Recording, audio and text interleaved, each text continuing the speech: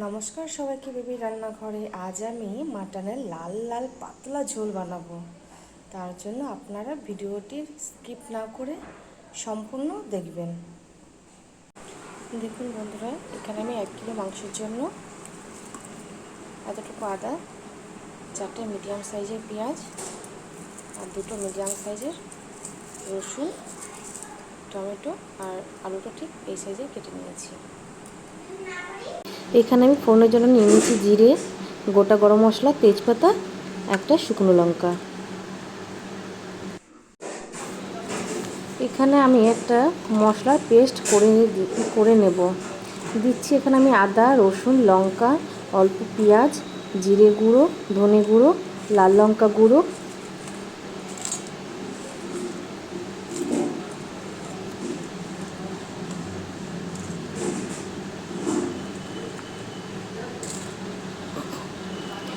মশলাটা আমি পুরো মিহি করে বাটবো না।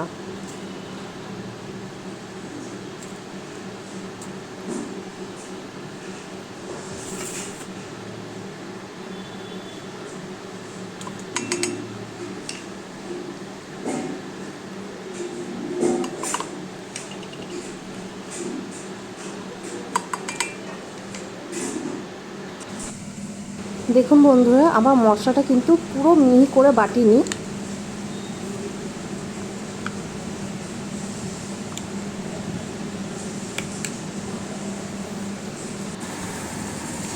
এখানে আমি আলু, গোটা রসুন,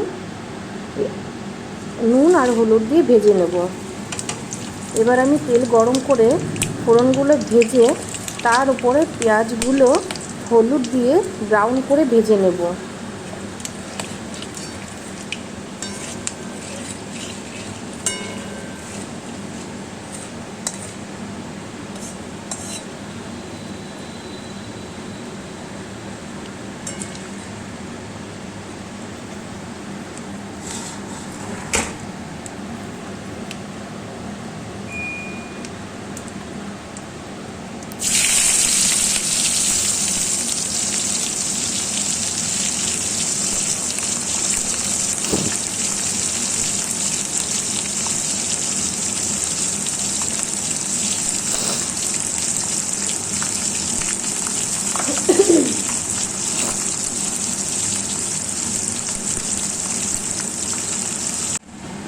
পেঁয়াজ ভাজা হয়ে গেছে, মশলার পেস্ট দিয়ে ভালো করে কষিয়ে নেব।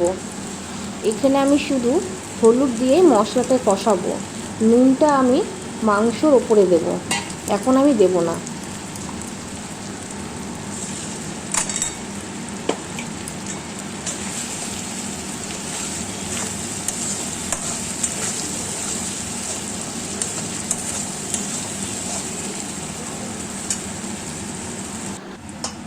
দেখুন মশলা দিয়ে তেল ছেড়ে গেছে। এবার আমি মাংসগুলো দিয়ে হাই ফ্লেমে কষিয়ে নেব।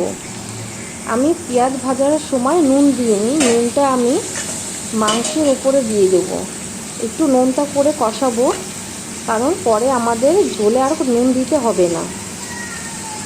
আর মাংসের ভেতরেও ভালো করে নুনটা ঢুকবে, যার কারণে খাবার সময় খুব ভালো লাগবে খেতে।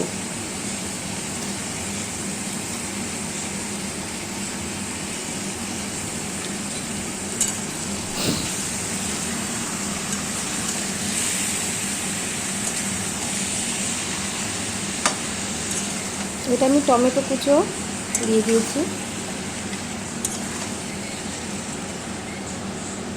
ভালো করে কষিয়ে নেব।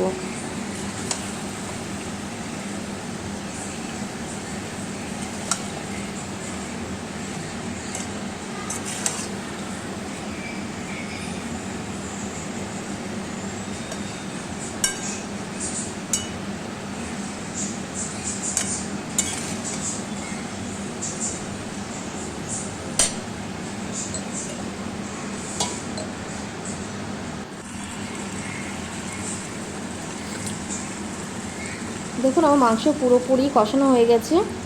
এবার আমি জল দিয়ে দিলাম।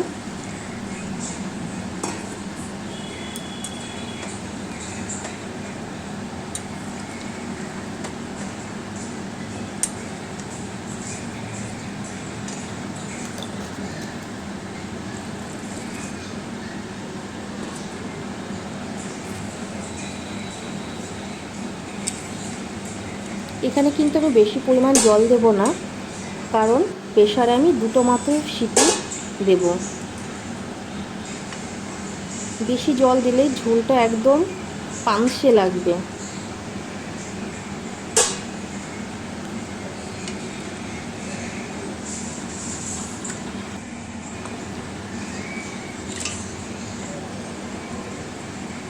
এবার আমি প্রেসার কুকারে মাংসটা দিয়ে দেব, তার উপরে 3-4টে গোটা কাঁচা লঙ্কা দেব, এতে করে খুব সুন্দর একটা ফ্লেভার আসবে। আমি একটা বা দুটো সিটি মেরে দেব, দিয়ে দমে রেখে দেব যতক্ষণ না পুরোপুরি সিটি না বের হয়ে যাচ্ছে।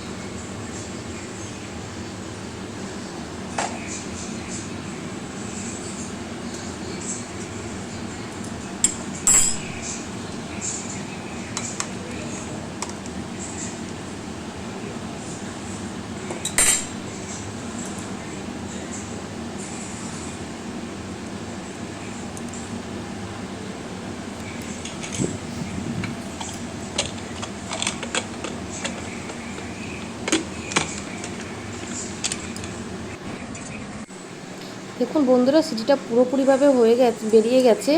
আমি সামান্য একটু শাহি গরম মশলা দিয়ে ঢাকনা আটকে রেখে দেবো 1 মিনিট।